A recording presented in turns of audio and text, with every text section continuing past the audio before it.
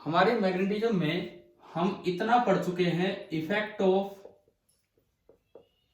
Magnetic field on moving charge and current carrying wires. इतना हम पढ़ चुके हैं। Effect of magnetic field on moving charge and current carrying wires, ये हम कर चुके हैं। तो उन्हीं पे कुछ क्वेश्चन ही ले रहे होंगे इस क्लास में। देखो, इसके अंदर मेनली जो दो फॉर्मूले हमने पढ़े, एक फॉर्मूला मूविंग चार्ज का F is equal to Q into V cross B, एक तो ये, एंड दूसरा करंट कैरिंग वायर पे फोर्स का यूनिफॉर्म फील्ड में I into L vector cross B. अच्छा, यहीं से टॉर्क का फॉर्मूला भी बना था क्लोज लूप पे। टॉर्क का फॉर्मूला बना पीएम क्रॉस बी, इस तरह से। ये 3-4 फॉर्मूले हैं जो अभी तक हम पढ़ चुके हैं। अब हम उन्हीं को अप्लाई कर रहे होंगे, इन क्वेश्चंस में। जैसे मैं पहला सवाल में लेता हूं, ये एक सेमी सर्कुलर वायर है, पहले भी लिया है लेकिन उससे थोड़ा अलग। ये एक सेमी सर्कुलर वायर है, रेडियस, ये इसका सेंटर ऑफ कर्वेचर है, रेडियस है आर इसका रेडियस दिया गया है। इसमें करंट फ्लो कर रहा है आई। आप भी खुद अपनी रफ कॉपी या फेयर कॉपी जो भी लेके बैठे, आपको ट्राई करना है आज हर एक सवाल एक बार। और मैग्नेटिक फील्ड अंदर की तरफ लगा रखा है बी। सपोज कीजिए ये वायर है और इसको नाम दिया पी क्यू हमने वायर बोल दी, और सी ये पॉइंट है। तो आपको दो बातें निकालनी है। फाइंड बी यूनिफॉर्म है। First part, magnetic force on semi circular wire P Q, magnetic force on semi circular wire P Q, and second part, torque on wire P Q about, torque में एक point देना पड़ेगा, about point सी। चलो ये start करो। First part जैसा काम तो पहले कर भी रखा था, अब हम टॉर्क की तरफ भी जा रहे हैं क्योंकि हम टॉर्क वगैरह सीख भी चुके हैं। तो ये कीजिए आप, मैं वेट ही कर रहा हूं आपका, आप ये करेंगे, मैं आपको टाइम दे रहा हूं ताकि आप ये करें, उसके बाद हम आगे बढ़ेंगे।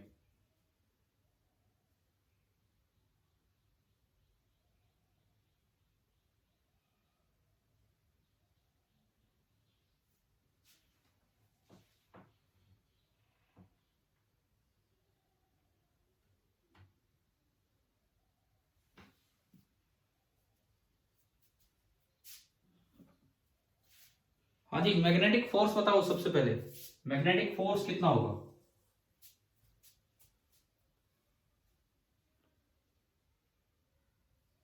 बोलिए, मैग्नेटिक फोर्स कितना होगा?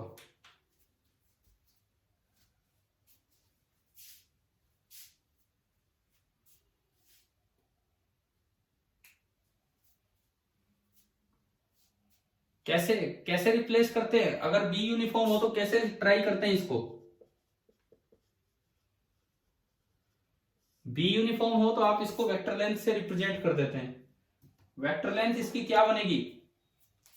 कितनी बनेगी वेक्टर लेंथ बताओ? कितना मैग्नीट्यूड होगा वेक्टर लेंथ का?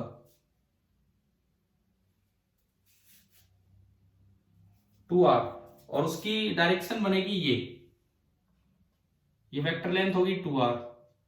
बी आपका है अंदर की तरफ, बी अंदर की तरफ है, एल वेक्टर ऐसे, तो एल और बी के बीच का एंगल कितना हुआ?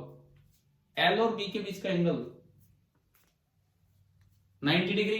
तो एल क्रॉस बी करेंगे तो नेट फोर्स ऊपर आएगा। तो इस वायर पे जो नेट फोर्स आया वो ऊपर आया, कितना होगा?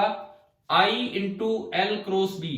तो एल क्रॉस बी आपने किया 2r into B into sine 90 degree.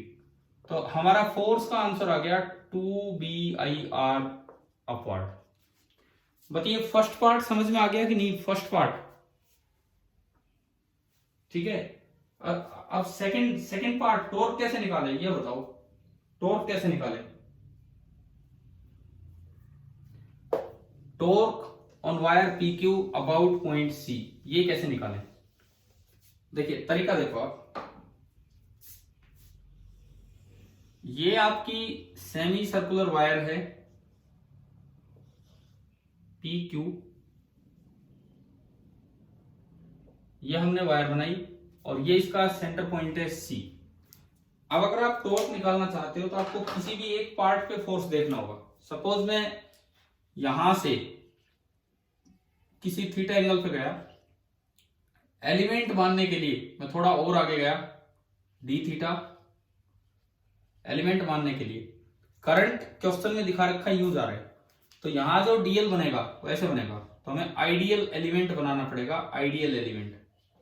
तो ये जो आइडियल एलिमेंट बना ऐसे बनेगा इस डायरेक्शन में। डीएल लेंथ बताओ कितनी है?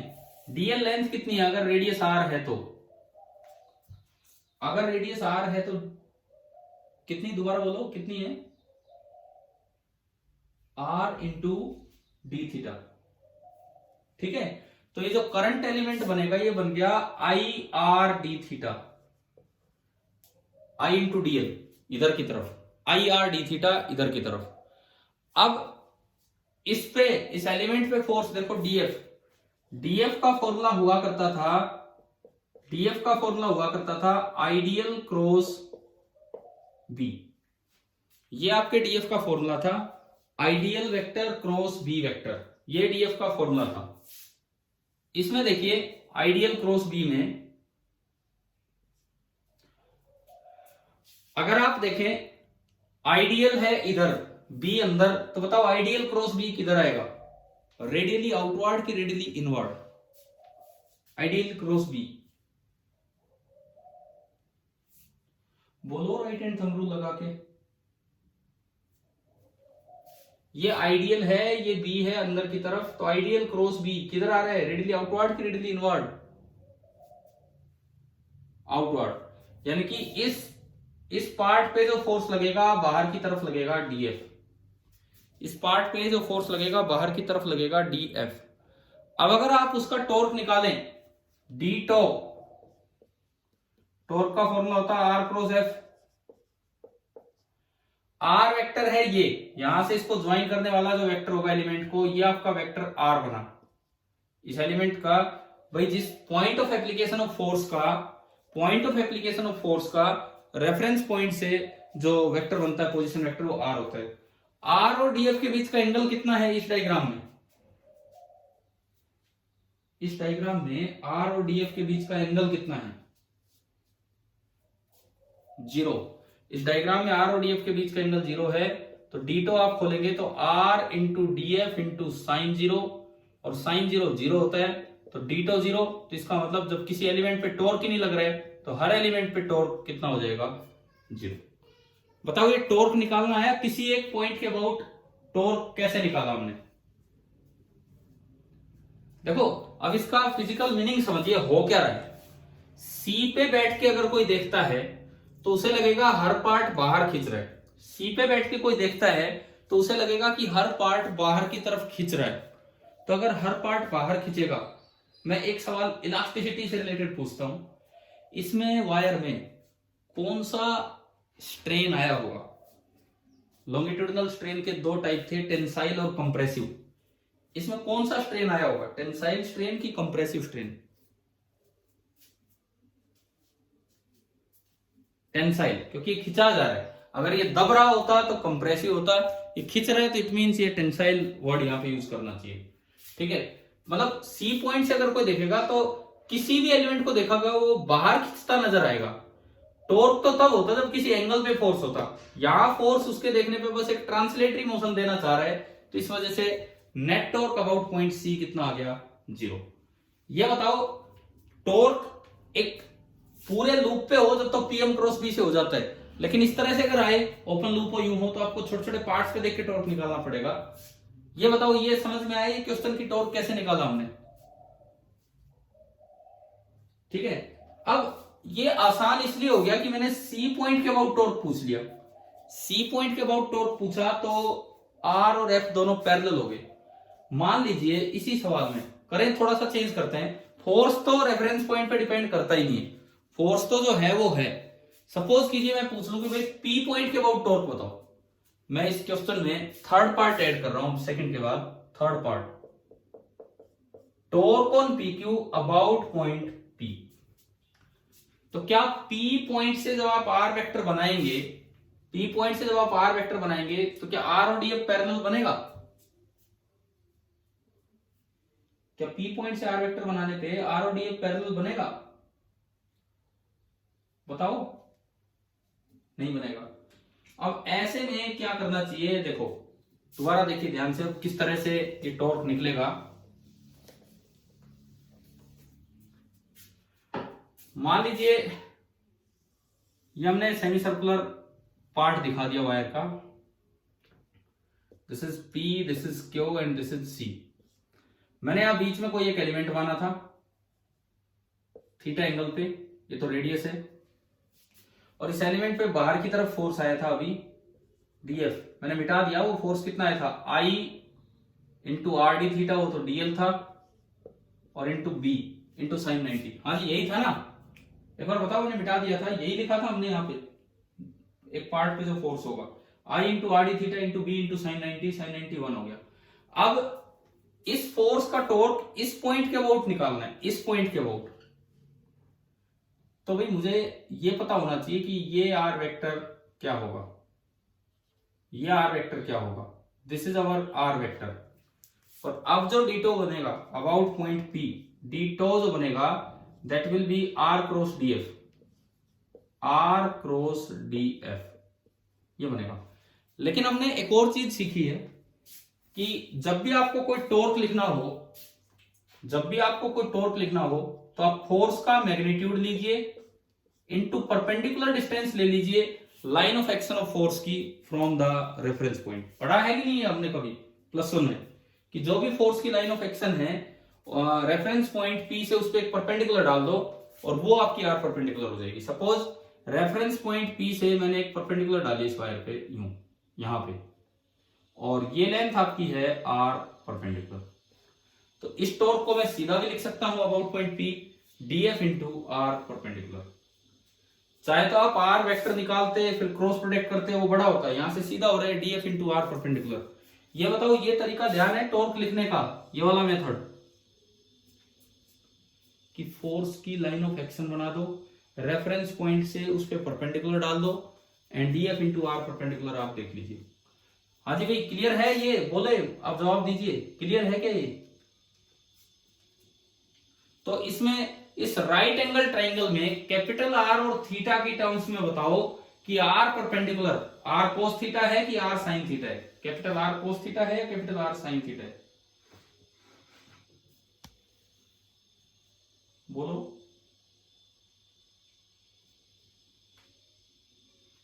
अरे इसमें क्या हो गया, ट्रिग्नोमेट्री। देखो ये आर नहीं है, मैं एक बात बता देता हूं, ये आर नहीं है, कोई बच्चा सोच रहा हो ये आर है, ये आर तो ये पूरा था, आर तो ये पूरा था। फिलहाल आर यहां देखो ये है रेडियस, उसको देख के तो टेन थीटा में चले जाओ, वो तो अलग है, वो तो आर है ही नहीं। अब देखो आर का थीटा वाली साइड कंपोनेंट ये इतनी लेंथ, आर का थीटा वाली साइड कंपोनेंट क्या होगा, ये इतनी लेंथ तो होगी आर कोस थीटा एंड सामने वाली क्या हो जाएगी आर साइन थीटा। क्या समझ में आया यहां तक? ठीक है। अब देखिए मैं डीएफ लिखूं, अब सपोज कीजिए मैं इस पे डीटो लिखूं, d tau is equal to d F, d F आपका है I into R into D theta into B into R perpendicular. R perpendicular कितना है आपका, आर साइन थीटा, तो डीटो आ गया B I R square sine theta D theta, क्या आपका डीटो आया आर क्रॉस एफ। अब आप बताओ टोटल टॉर्क कैसे निकालें डीटो आने के बाद? अजी बोलिए टोटल टॉर्क कैसे निकालें? इंटीग्रेशन से पहले बस एक चीज देख लिया करो कि क्या सारे, क्योंकि टॉर्क एक वेक्टर क्वांटिटी है, कि सारे डीटो की डायरेक्शन सेम होगी। जैसे आपने यहां लिया एफ इधर आर इधर, तो आर क्रॉस एफ करेंगे, आर बाहर की तरफ गया एफ यूं, तो आर क्रॉस एफ आ रहा है आउटवर्ड। अगर आप यहां भी कोई पॉइंट लेंगे आर इधर देखो यहां अगर मैं कोई पॉइंट लूं तो आर वेक्टर तो ऐसे बनेगा, ये तो आपका बना वेक्टर आर, और डीएफ जाना है रेडियली आउटवर्ड, तो आर ऐसे डीएफ ऐसे, तो हर जगह आप आर क्रॉस डीएफ करोगे तो आउटवर्ड ही आएगा। तो all the D tau vectors are in outward direction. इसका मतलब मैं टॉ को लिख सकता हूं इंटीग्रल डीटो, तो इंटीग्रल टॉर्क करेंगे तो बी आई आर स्क्वायर तो कांस्टेंट है, बाहर आ गया, और अंदर बचा integral sine theta D theta. Limit बताओ भाई, इस डायग्राम को देख के लिमिट बताओ, थीटा की लिमिट कहां से कहां तक जानी चाहिए इस डायग्राम को देख के। ये था एलिमेंट, इस तरह से हमने थीटा मानना स्टार्ट किया था इस लाइन से। बोलिए इस डायग्राम को देख के लिमिट बोलिए कहां से कहां तक जाएगा। थीटा की इनिशियल वैल्यू तो है 0, यहां से बताओ कितना घुमाएं इसको कि पूरा कवर हो जाए, पूरी वायर कवर हो जाए ना। डिग्री में कभी नहीं पुट करते हैं, लिमिट हमेशा किस में बोलनी चाहिए, पाई/2 नहीं, पाई/2 में तो आपने इसे छत पे बैठा दिया, अरे नीचे भी तो उतारना है यहाँ, तो पाई/2 नहीं, कितना लेना होगा 180 डिग्री पाई रेडियन, ठीक है। तो इसकी लिमिट लगी 0 से पाई। अब बताओ साइन थीटा का इंटीग्रेशन क्या होता है, साइन थीटा का इंटीग्रेशन माइनस कोस थीटा, तो माइनस बाहर आया बी आई आर स्क्वायर और into cos theta, and limit लगी 0 से पाई। मैंने इसमें लिमिट पुट की minus D I R square cos of 180 degree minus cos of 0 degree. Cos 180 degree होता है -1 और कोस 0 होता है 1।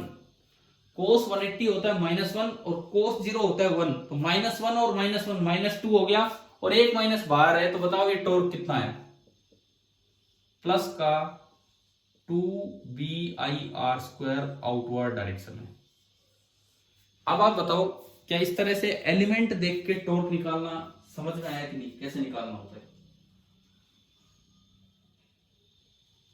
हाँ भी बोलिए, क्लियर है, ठीक है। अब मैं थोड़ा सा बी की डायरेक्शन चेंज करता हूं, आप ही ये क्वेश्चन करके दिखाएंगे, थोड़ा हम बी की डायरेक्शन को चेंज करके चल रहे हैं। सपोज इसी सवाल में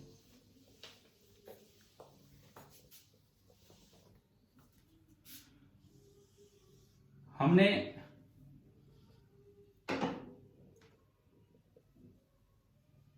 ये इस तरह से रेडियस आर की वही करंट कैरिंग वायर ले ली, सेमी सर्कुलर वायर, ये पी, ये सी, ये बी ना क्यू, और मान लो बी लगा रखा है आगे की तरफ, यूनिफॉर्म बी है, बी आपने लगा दिया, पिछली बार अंदर की तरफ था, इस बार आगे की तरफ है। मेरा पहला सवाल, find the magnetic force on the wire P Q, बताएं क्या होगा magnetic force on the wire P Q.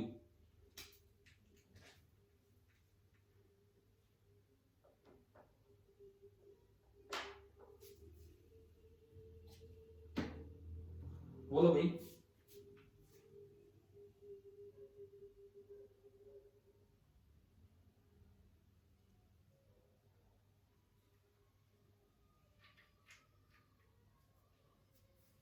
Zero, क्योंकि एल और बी वेक्टर जो है वो पैरेलल हो जाएंगे। एल और बी वेक्टर पैरेलल होने की वजह से जो मैग्नेटिक फोर्स है एफ मैग्नेटिक, वो तो आ गया 0। अब 0 आया तो आप एक बार ना आधी वायर इधर की और आधी वायर उधर की, मान लो आधा पार्ट ये है यहां तक और आधा पार्ट ये है, इस पे फील्ड की डायरेक्शन अलग मिलेगी, इस पे फील्ड की नहीं सॉरी फोर्स की, इस पे फोर्स की डायरेक्शन अलग अलग मिलेगी, इस पे अलग। तो आप वो फोर्स की डायरेक्शन बताओ किधर वाले पार्ट पे, ये लेफ्ट पार्ट है और वो राइट पार्ट है, एक पे इनवर्ड मिलेगी एक पे आउटवर्ड। बताओ पी आई पी से लेके आई, ये मैं बोल रहा हूं पी आई, इस पे इनवर्ड है कि आउटवर्ड,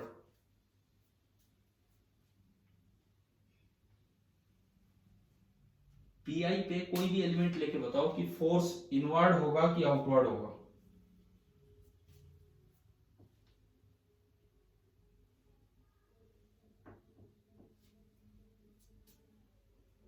बोलो यार, आइडियल ऐसे है इधर की तरफ कहीं भी आप बनाओगे इस पार्ट में तो आइडियल ऐसे बनेगा, और बी वेक्टर आगे है तो ideal cross B, ideal cross B यानी कि इस पार्ट पे पी से लेके आई तक जो पार्ट है इस पे फोर्सेस किधर लगेंगे,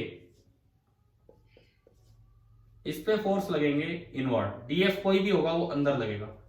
अब आप मुझे बताओ I Q, I Q part पे फोर्स किधर लगेगा, आई क्यू पार्ट पे,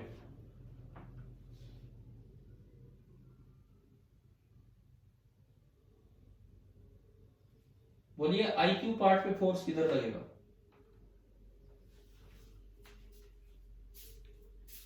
आई क्यू में आप कोई भी आइडियल मानेंगे तो आइडियल ऐसे बनेगा टेंजेंशियली आइडियल, और बी वेक्टर है आगे। अब बताओ आइडियल क्रॉस बी कैसे आ रहा है इसमें, इस पार्ट में, हाँ जी बोलो इसको देख के, आउटवर्ड, आइडियल पे हाथ रखा बी की तरफ घुमाया तो आउटवर्ड आया, यानी कि इस पूरे पार्ट पे जो फोर्सेज आने हैं वो आउटवर्ड आने। तो नेट फोर्स 0 क्यों आया, क्या उसका कारण समझ में आ गया आपको? आधा आधा पार्ट अंदर की तरफ जा रहा है और आधा पार्ट बाहर की तरफ जा रहा है, तो ये तो एक फोर्स कपल बन गया, ठीक है, ये तो एक फोर्स कपल बन गया। फोर्स कपल का टॉर्क अगर पूछा जाए तो क्या वो रेफरेंस पॉइंट पे डिपेंड करता है कि नहीं करता है, बताएं। फोर्स कपल का टॉर्क, क्या फोर्स कपल का टॉर्क इस बात पे डिपेंड करेगा कि नहीं करेगा कि ये सी के अबाउट निकालना है या पी के अबाउट निकालना है, बोलिए।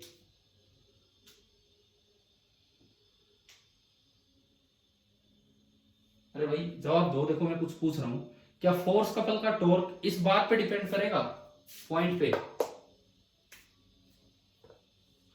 ये जो बना it is forming a force couple, एक फोर्स कपल का जो टॉर्क होता है, एक फोर्स कपल का जो टॉर्क होता है this is independent of reference point, reference point पे डिपेंड नहीं किया करता है। इसका मतलब इस सवाल में टॉर्क अबाउट पी और टॉर्क अबाउट सी दोनों सेम होंगे, जबकि पिछले क्वेश्चन में torque about P and torque about C अलग अलग थे। इस सवाल में दोनों सेम होंगे, पिछले सवाल में दोनों अलग अलग थे। अब बताते चलो क्या एक एक बात समझ में आ रही है कि नहीं, किस तरह से हम देख रहे हैं इन चीजों को, ठीक है। अब देखो मैं इस पे एक एलिमेंट मानता हूं, अब मैं इस पे एक एलिमेंट मानता हूं ताकि मैं टॉर्क निकालने की तरफ आगे बढ़ूं। ये हमने एक सेमी सर्कुलर वायर बनाई, ये सेंटर पॉइंट, ये पी पॉइंट और ये क्यू पॉइंट, इस तरह से करंट इसमें जा रहा है वही आई। मैं किसी थीटा एंगल पे आया,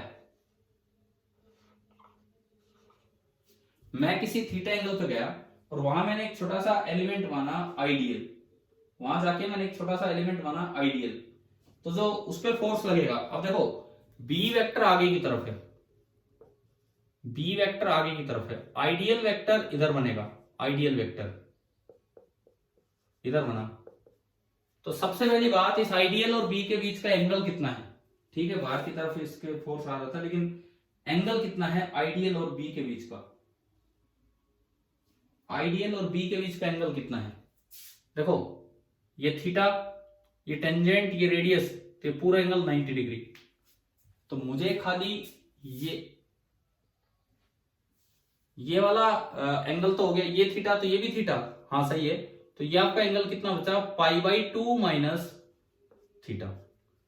तो सबसे पहले तो इस एलिमेंट पे फोर्स लिखो, इस एलिमेंट पे जो फोर्स होगा डीएफ, आइडियल क्रॉस बी, तो आइडियल डीएल कितना था आर डी थीटा, डीएल जो हम एलिमेंट मानते हैं इस केस में वो बनता है आर डी थीटा, या आर है, तो ideal into B into cross product में साइन आता है, साइन के आगे एंगल बोलो कितना लिखूं मैं, साइन के आगे 90 माइनस थीटा, ये आपका बना sine 90 minus theta, sine 90 minus theta होता है कोस थीटा। तो मेरे पास इस एलिमेंट पे डीएफ आ गया B I R cos theta D theta. एक पार्ट पे एक एलिमेंट आया आइडियल क्रॉस बी, और ये आपका आया फोर्स, और हमने देखा था कि ये फोर्स अंदर की तरफ लग रहा है। ये जो फोर्स है, ये फोर्स इस पे अंदर की तरफ लगा, डीएफ अंदर। अब एक बिल्कुल आप इसके डायमेट्रिकली ना, सॉरी, इसके अपोजिट में यहां एक पॉइंट ले लो, ऐसे ही सिमेट्रिकली। मैं कहता हूं अगर ये एंगल थीटा है तो इधर से ये एंगल भी थीटा होगा, इस तरह का मैंने पॉइंट लिया। तो अगर उस पे आइडियल ऊपर बना तो इसका आइडियल नीचे बनेगा, इसका आइडियल नीचे बनेगा, और जो बी वेक्टर है वो इधर है। यहां बताओ ये एंगल कितना है, ये देखो आइडियल और बी के बीच का एंगल। अब यहां देख रहा हूं मैं इस साइड, ये थीटा तो ये भी थीटा, और ये 90, तो वो बाहर का कितना बचा आइडियल और बी के बीच, पूरा 180, यही बच गया 5/2 माइनस थीटा। तो अब इस पे भी उधर की तरफ भी आप डीएफ बताओ कितना होगा, इधर ideal R D theta, ideal तो होगा I into R D theta into B, वो तो बी है, into sine of angle between them, and that is π/2 minus theta. Sine π/2 minus theta is cos theta. तो ये वाला जो डीएफ आया, ये वाला जो डीएफ आया, ये भी आया B I R cos theta D theta. देखो मैंने दो छोटे छोटे सिमेट्रिकल एलिमेंट लिए, और ये जो टॉर्क आएगा आइडियल क्रॉस बी, ये बाहर आएगा, ये जो टॉर्क आएगा आइडियल क्रॉस बी, ये बाहर की तरफ आएगा। तो हमें यूं पता लगा कि अगर मैं इसको यूं दो पार्ट में ब्रेक करूं, बिल्कुल सिमेट्रिकल दो छोटे छोटे एलिमेंट लिए, तो एक पे डीएफ अंदर लगा और एक पे डीएफ बाहर की तरफ लगा। क्या इतना समझ में आ रहा है यहां तक? ठीक है। इसका मतलब इस एक्सिस के अबाउट बताओ कैसे घूमेगा, ये टॉर्क आएगा तो कैसे घूमेगा इस एक्सिस के अबाउट, इस एक्सिस के अबाउट ये कैसे घूमना चाह रहा होगा। ये पार्ट तो अंदर जा रहा होगा और ये पार्ट बाहर आ रहा होगा, यानी कि ऐसे ऐसे घूम रहा है इस एक्सिस के अबाउट। बताइए क्या ये रोटेशन क्लियर हो गया है कि नहीं, किस तरह से रोटेशन आया होगा। ठीक है, इस पार्ट पे अंदर और इस पार्ट पे बाहर। आप इन दो एलिमेंट्स पे क्या टॉर्क लग रहा है वो निकाल लो, इन दो एलिमेंट्स पे, एक पे डीएफ फोर्स अंदर, एक पे डीएफ फोर्स बाहर, तो ये एक फोर्स कपल हो गया। और एक फोर्स कपल का टॉर्क होता है magnitude of either force into perpendicular distance between their line of action. देखो ध्यान से सुनो, ये पूरा होने पे आपको समझ में आ जाएगा कि आप कर क्या रहे थे, कैसे निकाल रहे। सुनिए, यहां एक फोर्स लगा अंदर की तरफ और यहां एक फोर्स लगा बाहर की तरफ, तो मैं सबसे पहले इन दो छोटे छोटे एलिमेंट्स पे जो टॉर्क बनेगा उसे डीटो बोलूंगा, तो डीटो लिखूंगा। इस पे अंदर इस पे बाहर, तो ये बताओ दोनों की लाइन ऑफ एक्शन के बीच की डिस्टेंस ये है कि नहीं। ये भाई एक अंदर लग रहा है एक बाहर लग रहा है, दोनों लाइन पैरेलल है तभी तो फोर्स कपल बन रहा है, तो इनके बीच की डिस्टेंस ये है, आर परपेंडिकुलर ये होगा, ये आर ये थीटा, तो ये वाली लेंथ भी आर कोस थीटा, और इधर से ये वाली लेंथ भी आर कोस थीटा। तो पूरी लेंथ कितनी होगी दोनों की लाइंस ऑफ एक्शंस के बीच में, डीएफ 2r कोस थीटा। तो इन डीएफ डीएफ का मिला के, इन डीएफ डीएफ का मिला के जो डीटो बनेगा, डीटो इस कपल का जो, इस फोर्स कपल का जो टॉर्क बनेगा डीटो, वो हो जाएगा डीएफ इंटू आर परपेंडिकुलर, और इन दोनों के बीच की perpendicular distance line of actions के बीच की कितनी है, 2r इंटू कोस थीटा। आप ये बताओ क्या इन दो एलिमेंट्स पे जो फोर्स लग रहे हैं, क्या उनका टॉर्क समझ में आया कि नहीं आया, कैसे निकाला हमने। हाँ जी, ये बताओ, ये लिखना समझ में आ गया कैसे लिखा है। तो यहां से आपने डीटो लिखा, डीटो मैं इस साइड लिख रहा हूं, देखिए डीटो BIR कोस theta D theta into 2r कोस थीटा, तो ये बन गया 2BIR स्क्वायर, और एक कोस थीटा इसमें है और एक कोस थीटा यहां पे है, into cos square theta D theta. आप बताएं क्या डीटो लिखना आ गया है कि नहीं सभी को समझ में, कैसे लिखा हमने। हाँ जी, इसके बाद तो एक लास्ट मैथमेटिकल स्टेप है, बस मेन बात तो यही थी ना, इस कपल वाले केस में, फोर्स कपल वाले केस में टॉर्क कैसे निकाला जाता है।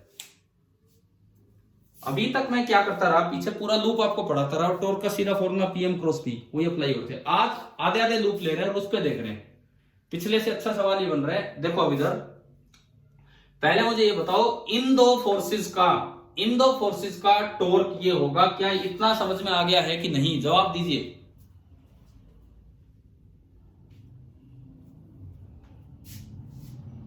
क्या हुआ, दोबारा बताऊं क्या ये? तो दोबारा समझो, अब देखो ध्यान से सुनो। अभी थोड़ी देर पहले आपने देखा था इतने पार्ट पे, एक बार आप अच्छे से समझो। जो पिछला केस था जब बी अंदर लगाया था, जो पिछला केस था जब बी अंदर लगाया था, तो हर पार्ट पे रेडियली आउटवर्ड फोर्स लग रहा था, हर पार्ट पे रेडियली आउटवर्ड फोर्स लग रहा था और नेट फोर्स नॉन जीरो आया था। अब हर पार्ट पे रेडियली आउटवर्ड फोर्स लगा तो सी के अबाउट तो टॉर्क जीरो हो गया, लेकिन पी के अबाउट टॉर्क नॉन जीरो था, क्योंकि वो कोई फोर्स कपल नहीं था, इसलिए अलग अलग पॉइंट्स के अबाउट अलग अलग टॉर्क आया था। अब क्या हो रहा है, ये एक ऐसा केस मैंने लिया कि एल वेक्टर और बी वेक्टर पैरेलल है, तो नेट फोर्स जीरो है। नेट फोर्स जीरो होने का मतलब है कहीं ना कहीं तो इक्वल एंड अपोजिट टॉर्क बन रहे होंगे, फोर्स बन रहे होंगे। तो हमने ये देखा कि इस आधे पार्ट पे तो फोर्स अंदर लग रहा था, आधे पार्ट पे तो फोर्स हर एलिमेंट पे अंदर लग रहा था और आधे पार्ट पे बाहर लग रहा था। इस वजह से नेट फोर्स तो जीरो है, परंतु इधर की साइड से दब रहा है, उधर की साइड से बाहर निकलना चाह रहा है, तो ये रोटेशन स्टार्ट हो जाएगा अबाउट दिस एक्सिस, इस एक्सिस के अबाउट। और फोर्स कपल का जो टॉर्क होता है वो रेफरेंस पॉइंट पे डिपेंड नहीं करता, इसीलिए मैंने शुरू में बता दिया था चाहे पी के अबाउट बोलो चाहे सी के अबाउट, टॉर्क क्या होगा, सेम होगा। अब एक कपल फोर्स कपल का टॉर्क का फॉर्मूला होता है, फोर्स कपल के टॉर्क का जो फॉर्मूला होता है that is magnitude of either force, उन दोनों में से किसी भी एक का magnitude into R perpendicular between their line of actions. तो अब देखिए मैंने क्या किया, आधा पार्ट इधर का लिया और आधा पार्ट इधर का लिया, सिमेट्रिकली दो एलिमेंट माने, थीटा एंगल पे जाके यहां एक आर डी थीटा लेंथ का एलिमेंट और थीटा एंगल पे जाके यहां एक आर डी थीटा लेंथ का एलिमेंट। इसका आइडियल इधर बना बी आगे, तो आइडियल क्रॉस बी से फोर्स अंदर आया। इधर देखते हो तो आइडियल नीचे बन रहा है बी उधर, तो आइडियल क्रॉस बी से फोर्स बाहर आया। तो इन दो एलिमेंट्स पे एक पे फोर्स अंदर आ रहा है और एक पे फोर्स बाहर आ रहा है, और इक्वल मैग्नीट्यूड कहेंगे। डीएफ इधर भी कितना होगा, आइडियल मतलब I R D theta into B into cross product है तो sine of angle between I dl and B, और आइडियल और बी के बीच का एंगल आपको खुद दिखा दिया गया था यहाँ पे कि ये 90 माइनस थीटा है, तो साइन 90 माइनस थीटा। तो इधर जो फोर्स बना साइन 90 माइनस थीटा होता है कोस थीटा, तो जो डीएफ आया वो आया B I R cos theta D theta. फिर सिमिलरली ऐसा ही काम आपने इधर किया, इस साइड इस पे डीएफ लिखा, आइडियल नीचे है मतलब आई आर डी थीटा वो ये लिख दिया, इंटू बी आगे है और उनके बीच का एंगल जो है उसका साइन ले लिया, साइन 90 माइनस थीटा वो अगेन कोस थीटा। तो इस पे डीएफ अंदर उस पे डीएफ बाहर, तो ये एक फोर्स कपल बना इन एलिमेंट्स पे, उनके बीच की जो लाइन ऑफ एक्शन के बीच की जो परपेंडिकुलर डिस्टेंस है यहां से आर कोस थीटा और R cos theta R R से, तो पूरा बन गया 2r कोस थीटा। तो इन दोनों का जो टॉर्क बनेगा, ये छोटा सा एलिमेंट है तो डीटो बोला, that will B magnitude of either force DF into perpendicular distance between their lines of action, ये वाले, तो 2r कोस थीटा। तो जो डीटो आया, डीटो ये वैल्यूज पुट की डीएफ की और 2r कोस थीटा की, तो डीटो ये निकल के आ गया। पहले आप ये बताओ कि यहां तक समझ में आ चुका है कि नहीं, इतना पार्ट? हाँ जी बोलिए। अब देखो, अब टोटल टॉर्क निकालना है तो खाली यही दो क्यों, ये भी होने चाहिए, ये भी होने चाहिए, ये भी होने चाहिए, यहां तक जाना है। तो बताओ थीटा कहां से लेके कहां तक बढ़ाना होगा? अगर थीटा 0 डिग्री लेता हूं तो इधर का ये एलिमेंट कवर हो गया और इधर का ये एलिमेंट कवर हो गया। थीटा 10 डिग्री लिया, इधर का ये एलिमेंट कवर हो गया, इधर का ये। थीटा 80 डिग्री लिया, 80 डिग्री, तो इधर का ये कवर, इधर का ये कवर। तो थीटा लास्ट कहां तक पहुंचाना है हमें, कहां तक? 90 तक। 90 में इधर से यहां आ जाओगे, इधर से यहां आ जाओगे, तो जो टॉर्क निकलेगा, total torque, that will be integral D tau, and limit होगी 0 से लेके पाई बाई 2। अभी बताओ क्या ये डायग्राम क्लियर हुआ कि कैसे ये टॉर्क निकलना है? ठीक है, अब हम अब ये कैलकुलेट करते हैं, अब ये कैलकुलेट करते हैं। देखिए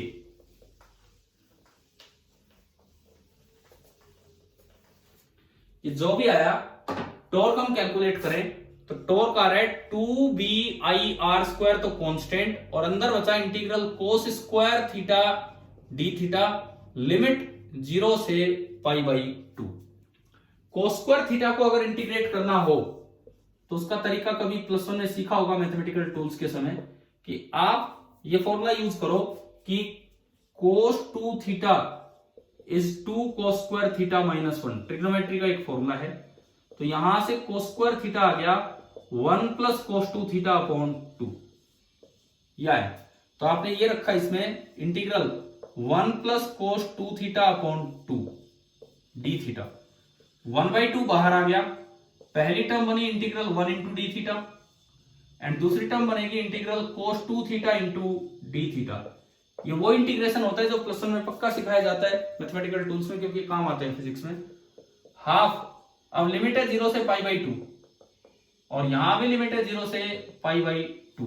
तो देखिए हाफ इंटीग्रल डी थीटा होगा थीटा, लिमिट 0 से π/2, कोस का होता है साइन, लेकिन 2 थीटा है तो डिवाइड बाई 2 हो रहेगा और 0 से π/2। मैंने इसको सोल्व किया तो हाफ ऑफ π/2 माइनस 0 तो π/2 प्लस 1/2 बाहर है, साइन π/2 रखोगे तो 2 से 2 कटेगा, साइन पाई बनेगा, साइन पाई 0 होता है और साइन 0 भी 0 होता है, तो अगली टर्म खत्म होगी। तो ये ओनली आपका आया π/4। ये जो इंटीग्रेशन है ये पूरा इंटीग्रेशन सोल्व होके यहां निकल के आया π/4। तो अगर मैं इस इंटीग्रेशन की वैल्यू π/4 रखूं तो बताओ क्या आंसर आ गया, टॉर्क का क्या आंसर आया अगर मैं इस इंटीग्रेशन की वैल्यू π/4 यहां पर रखता हूं तो बताइए कितना आंसर आ रहा है।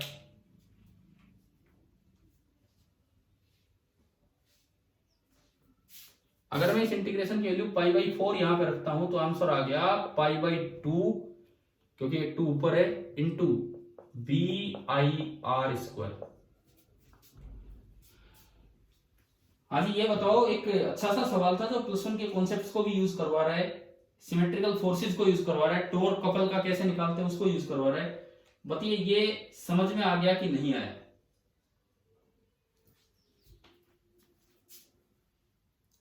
आ गया तो सभी को क्लियर हो गया होगा।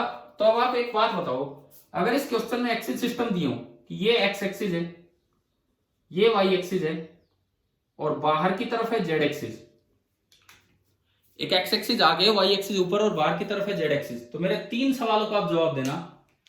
जो लेफ्ट साइड वाला हाफ पार्ट था, लेफ्ट साइड वाला हाफ पार्ट, उस पे फोर्स कौन सी डायरेक्शन में लग रहा था, आई कैप, जे कैप, के कैप, माइनस आई cap, minus J cap, minus के कैप। जो लेफ्ट साइड वाला हाफ पार्ट था उस पे फोर्स कौन से एक्सिस के अलोंग लग रहा था, बताओ।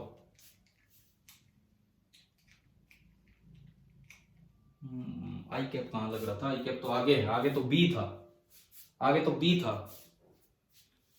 आपको याद होना चाहिए, अभी भी हमने बनाया था कि इधर वाले पार्ट पे फोर्स अंदर लगा था और इधर वाले पार्ट पे फोर्स बाहर लगा था। तो आप बताओ लेफ्ट पार्ट पे फोर्स कौन से एक्सिस के अलोंग लग रहा है, आई कैप, जे कैप, के कैप या माइनस आई cap, minus J cap, minus के कैप, ये बताओ यार। माइनस आई कैप तो पीछे हुआ, हाँ, ये जो फोर्स है ये लगा माइनस के कैप के अलोंग, ये जो फोर्स है ये लगा माइनस के कैप के अलोंग। अब बताओ जो राइट साइड का हाफ पार्ट है उस पे फोर्स कौन से एक्सिस के अलोंग लग रहा था, राइट साइड के हाफ पार्ट पे, के कैप, ठीक है। अब बताओ जो टॉर्क है, ये जो लूप है, ये लूप इस लाइन के अबाउट यूं घूमने लगा, यूं, है ना, हमने देखा ये अंदर जा रहा है और ये बाहर आ रहा है। ये टॉर्क कौन सी डायरेक्शन में है, आई कैप, जे कैप, के कैप, माइनस आई cap, minus J cap, minus के कैप, बताइए। टॉर्क जे कैप तो ऊपर है, जे कैप तो ऊपर है, ऊपर टॉर्क तब होता जब ये यूं घूम रहा होता, अगर ये यूं घूम रहा होता तो हम बोलते टॉर्क ऊपर है। फिलहाल जिस तरह ये घूम रहा है टॉर्क किधर है बताइए, हाँ माइनस जे कैप। ये बात मैं आपको क्यों समझा रहा हूं, कारण सुनो। मान लो आपको टॉर्क निकालना आ गया, टॉर्क आपने निकाल दिया π/2 BIR²। अब दो ऑप्शन दे रखे हैं, दोनों में मैग्नीट्यूड तो यही है, π/2 BIR², दोनों में मैग्नीट्यूड तो यही है, लेकिन एक में लिखा है जे कैप, एक में लिखा है माइनस जे कैप। तो अब आपको ये भी तो पहचानना आना चाहिए एक्सिस के अकॉर्डिंग कि वो टॉर्क की असल डायरेक्शन कौन सी है कौन सी नहीं। क्या समझ में आ गया कि नहीं, ठीक है, क्लियर हो गया होगा सभी को किस तरह से हम ये लेके गए। अच्छा अब ये देखो, मैं आपको क्या सिखा रहा था आज कि अभी तक जो हमने सीखा ये उनसे अच्छा काम है जो कल चल रहा था उससे अच्छा काम है नहीं। कल तो एक अलग ही क्लास थी। कल तो मैंने आपको जायरोमैग्नेटिक रेशियो एंड मैग्नेटिक मोमेंट, क्या आपको वो निकालने आ गए कि अगर एलिमेंट मानने की बजाय डायरेक्ट मोमेंट ऑफ इनर्शिया का यूज करके कैसे पीएम निकालते हैं, क्या वो समझ में आ गया कल वाली क्लास का। क्या था जायरोमैग्नेटिक रेशियो का फॉर्मूला, क्या था उसका फॉर्मूला बताओ, क्या था उसका formula? Pm by L is equal to, बोलिए यार, Q बाई 2m, और L को रोटेशन में हम क्या लिख देते थे, I इंटू ओमेगा। अब I आपको पता होना चाहिए, अपने +1 की कॉपी से एक बार रिवाइज कर लो, उसमें कोण के भी फॉर्मूले हैं, उसमें सारे फॉर्मूले हैं, तो ये कोई भी क्वेश्चन आपसे पूछा जा सकता है। अगर I पता होगा तो आप फटाफट PM निकाल देंगे, नहीं तो एलिमेंट लेके लगे रहेंगे, वो पता नहीं सोल्व होगा नहीं होगा। अच्छा, कल मैंने एक चीज बीच में छोड़ी थी, मैंने तो इलेक्ट्रॉन के लिए प्रूव करवा दिया था, एक डिस्क के लिए स्टार्ट किया था और कहा था आप पूरा करना। क्या वो कर लिया आप लोगों ने? डिस्क वाला आ गया, आंसर आ गया था जो इस तरीके से आना था वही? बोलो, या डाउट है उसमें? हाँ जी, हो गया ना वो, तो वो वाले पार्ट तो ठीक है। अब देखो, इसमें एक और चीज सुनो, आज ये जो हम टॉर्क निकाल रहे हैं, जिस तरीके से हम टॉर्क देख रहे हैं, उसी में एक और बात, ये मैंने अभी लिया हाफ पार्ट, ये मैंने लिया हाफ पार्ट और बी लगा रखा है आगे की तरफ। अगर मान लो मैं इसमें रिमेनिंग आधा पार्ट और कवर कर देता, अगर मैं रिमेनिंग आधा पार्ट और कवर कर देता तो इसकी वेक्टर लेंथ कितनी हो जाती बताइए?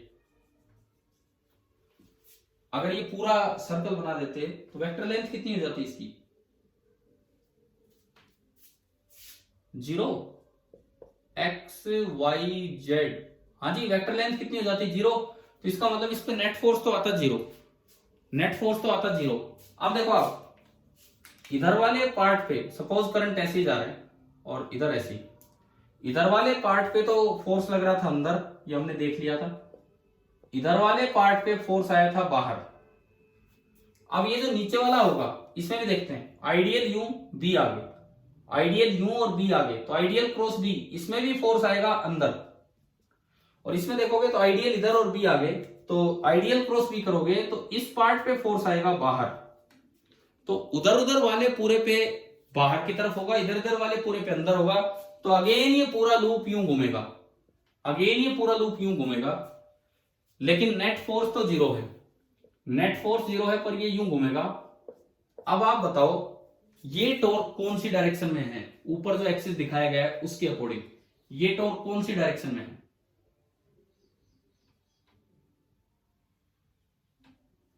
हाँ जी, ये टॉर्क कौन सी डायरेक्शन में है? जे के अलाउ नहीं है, फिर वही बात, फिर वही बात होगी सेम। ये ऐसे घूम रहा होता तो जे कैप होता, अभी ये ऐसे घूम रहा है तो कौन सी डायरेक्शन है इसकी? टॉर्क की माइनस जे कैप, टॉर्क की डायरेक्शन तो है माइनस जे कैप। टॉर्क का मैग्नीट्यूड कितना होगा इस केस में? जब ये पूरा बंद लूप है तो इस केस में टॉर्क का मैग्नीट्यूड कितना होगा? आपको अब उस एलिमेंट वाले तरीके से जाने की जरूरत ही नहीं, उससे भी आंसर आएगा, उससे भी आंसर आएगा। पिछली बार आपने देखो उससे आंसर कैसे आएगा वो भी बता देता हूं आपको। पिछली बार आपने एक थीटा एंगल इधर माना और एक थीटा एंगल इधर माना। पिछली बार आपने लिमिट लगाई थी थीटा की 0 से π/2। पिछली बार आपने पिछले क्वेश्चन में लिमिट लगाई थी 0 से π/2 और इधर भी 0 से π/2, ये कवर हो गया। लेकिन अगर नीचे भी है तो थीटा की लिमिट, यहां से आप थीटा मेजर कर रहे हो इस लाइन से, तो थीटा की लिमिट लगनी थी -π/2 से π/2 और इधर भी लगेगी -π/2 से π/2। पर वो एक बड़ा तरीका है, पहले एलिमेंट माना, फिर ये किया, फिर वो किया। डायरेक्टली कैसे लिखें इस पे टॉर्क? अगर ये पूरा बंद है तो डायरेक्टली कैसे लिखें इस पे टॉर्क? अब आप टॉर्क का फॉर्मूला यूज करो, Pm into B into sine of angle between Pm and D। जिस तरह करंट घूम रहा है Pm अंदर है, जिस तरह करंट घूम रहा है Pm अंदर है और B आगे लगा रखा है, तो Pm और B के बीच का एंगल हो गया 90 डिग्री। Pm और B के बीच का एंगल हो गया 90 डिग्री, तो यह आया sin 90, sin 90 1 होता है और Pm होता है current into area, I into pi R square into B. तो यह आंसर आया π/b/r² और डायरेक्शन है माइनस जे कैप। देखो बोर्ड पे पिछला आंसर लिखा है, अगर ये ऊपर ऊपर का होता आधा तो आंसर क्या था? कितना टॉर्क आ रहा था? अगर ये ऊपर ऊपर का आधा होता तो कितना टॉर्क आ रहा था? π/2 bi r²। डायरेक्शन उसकी भी माइनस जे कैप के अलोंग थी।